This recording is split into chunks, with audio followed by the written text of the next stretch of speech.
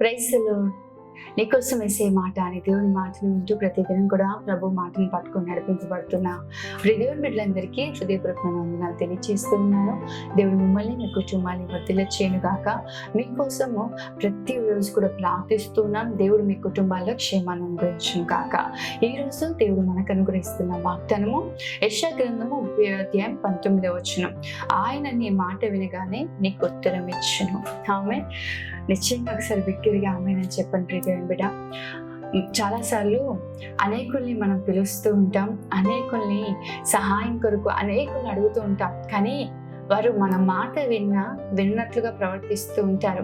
మనము ఎన్నిసార్లు పిలిచినా వారు ఉత్తరం ఇవ్వరు. కానీ మన దేవుడు ఎటువంటి దేవుడు తెలుసా? మనం ఆరాధిస్తున్న దేవుడు. మనం ఆపదలో ఉండి మొరపెట్టినప్పుడు ఆపద కాలంలో ప్రభు వైపు చేతులెత్తి దేవా నువ్వు నాకు సహాయం చేయవా అని అడిగినప్పుడు ఆయన మన మాట వినగానే అంట మనకు ఉత్తరం ఇచ్చే దేవుడు అంట.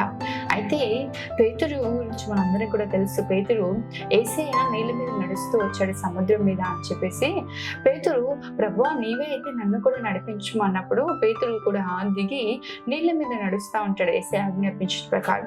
కొంత దూరం నడిచిన తర్వాత పేతురు అలలను చూసి భయపడినప్పుడు మునిగిపోతా ఉంటాడట. మునిగిపోతా ఉంటే ప్రభు వైపు చేతులెత్తి ప్రభువా నన్ను రక్షించు అని కేకలు వేశాడంట. వెంటనే యేసయ్య తన చెయ్యి చాచి పేతురుని పట్టుకొని రక్షించాడంట. నిజమే, ఈరోజు ఏ ఆపదలో ఉన్నా ప్రియ దేవుని బిడ్డ, ఎవరి సహాయం కొరకు పిలిచినా ఎవరు కూడా నీకు ఉత్తరం ఇవ్వట్లేదేమో, ఎవరు కూడా పలకట్లేదేమో.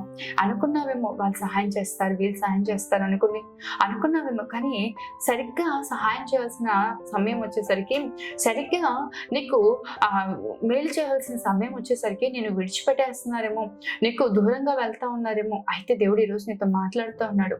దేవుని వైపు చేతులెత్తి ప్రభువు వైపు ఆయన సహాయం కొరకు నువ్వు అడగలిగినట్లయితే ప్రభు నీ మాట వినగానే నీకు ఉత్తరం ఇచ్చే దేవుడు. ప్రియ దేవుని బిడ్డ, పుట్టుకతో గుడ్డివాడొకడు యేసయ్య ఆ దారిలో వెళ్తున్నాడని విని గట్టిగా కేకలు వేస్తా ఉన్నాడంట.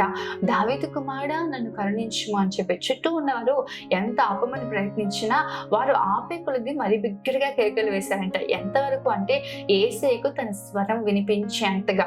ఎప్పుడైతే తన స్వరము యేసయ్యకు వినిపించిందో వెంటనే యేసయ్య అతని దగ్గరికి వచ్చి అతన్ని బాగుపరిచినట్లుగా మనం వాక్యంలో చూస్తూ ఉంటాం.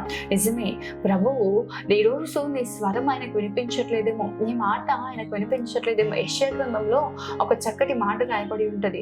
వినలేకపోయి ఉండినట్లుగా ఆయన చెవులు మందం కాలేదు, సహాయం చేయకుండా ఉండినట్లుగా ఆయన హస్తములు కురుచ కాలేదు. అయితే నీ పాపములు నీ దోషములు ఆయనకు నీకు మధ్యలో అడ్డుగా ఉన్నాయని. ఈరోజు నీ మాట వినపడకపోవడానికి, నీ ప్రార్థన వినపడకపోవడానికి దేవునికి నీకు మధ్యలో ఏదైనా అపరాధాన్ని నువ్వు ఉంచి ఉన్నావేమో ప్రియ దేవుని బిడ్డ, ఏదైనా పాపాన్ని దాచిపడుతున్నావేమో.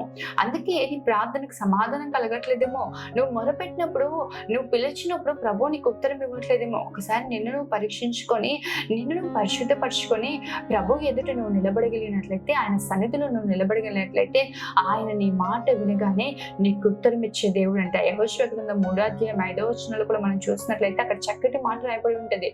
రేపు నేను మీ మధ్య అద్భుత కార్యములు చేసేది కనుక మిమ్మల్ని మీరు పరిశుద్ధపరచుకోండి. ప్రభు మన మధ్యలో అద్భుత కార్యాలు జరిగించాలి. ప్రభు మన మాట వినగానే మనం ప్రార్థించగానే మనకు సహాయం చేయాలంటే ఆయన ఎదుట యథార్థమైన వారిగా మనం ఉండాలి, నీతి కలిగిన వారిగా మనం ఉండగలిగినట్లయితే ప్రభు మన మాట వినగానే మనకు ఉత్తరం ఇచ్చే దేవుడు. ప్రియ దేవుని బిడ్డ, ఈరోజు కూడా దేవుడు మాట్లాడుతూ ఉన్నాడు.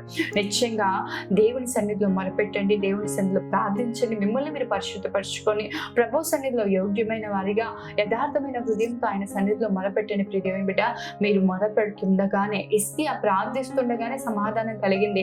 బైబిల్ గ్రంథంలో అనేకుల ప్రార్థనలు మనం చూస్తున్నాం. వారు ప్రార్థిస్తుండగానే సమాధానం పొందుకున్నారు. ఎబ్బేజు ప్రార్థన చేసి సమాధానం పొందుకున్నాడు. హన్నా ప్రార్థన చేసి గొప్ప మేలు పొందుకుంది. కీర్తనకారుడు కూడా అంటూ ఉంటాడు, వారు మొరపెట్టి విడుదల నొందిరి, వారు నీ యందు నమ్మిక ఉంచి సిగ్గుపడకపోయారని. నిజమే, మనం ప్రార్థిస్తుండగానే ప్రభు మన జీవితాలు అద్భుతం చేసే దేవుడు. ప్రియ దేవుని బిడ్డ, దేవుని యందు విశ్వాసంతో ముందు కొనసాగింపబడండి. పరిశుద్ధపరచుకుని యథార్థంగా ప్రభు వైపు చేతులెత్తండి. మీరు పిలుస్తుండగానే, మీరు మాట్లాడుతుండగానే ప్రభు మీకు సమాధానాన్ని కలగచేయుగాక. ఆమేన్. ప్రార్థన చేసుకుందాం. మహోన్నతుడైన తండ్రి, సర్వశక్తి మంత్రుడైన దేవ, సర్వాధికారి నీకే వందనాలు, స్తోత్రాలు చెల్లిస్తున్నాం. ఈ ఉదయం మీరు మాతో మాట్లాడిన మాటలు బట్టి వందనాలు తండ్రి.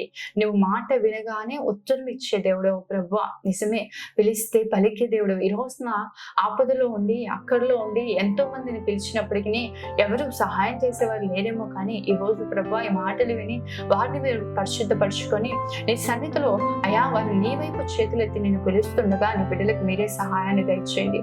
వారిని వారి కుటుంబాన్ని దీవించండి, కృపాక్షేమాలు మెండుగా అనుగ్రహించండి. ఈ రోజంతా ప్రభావం బిడ్డలు చేసిన ప్రతి పనులలో కావాల్సిన సహాయాన్ని, కావాల్సిన కృపను, కాపుదలను, క్షేమాన్ని అనుగ్రహించమని ప్రార్థిస్తున్నాం తండ్రి. నిశ్చయంగా దీవించండి, కృప చేత నడిపించండి, ప్రతి ఒక్కరిని ఆశీర్వదించమని యేసు నామములో అడుగుతున్నాను తండ్రి. ఆమె దేవుని నిశ్చయంగా మిమ్మల్ని మీ కుటుంబాన్ని దీవించును గాక. ఆమె.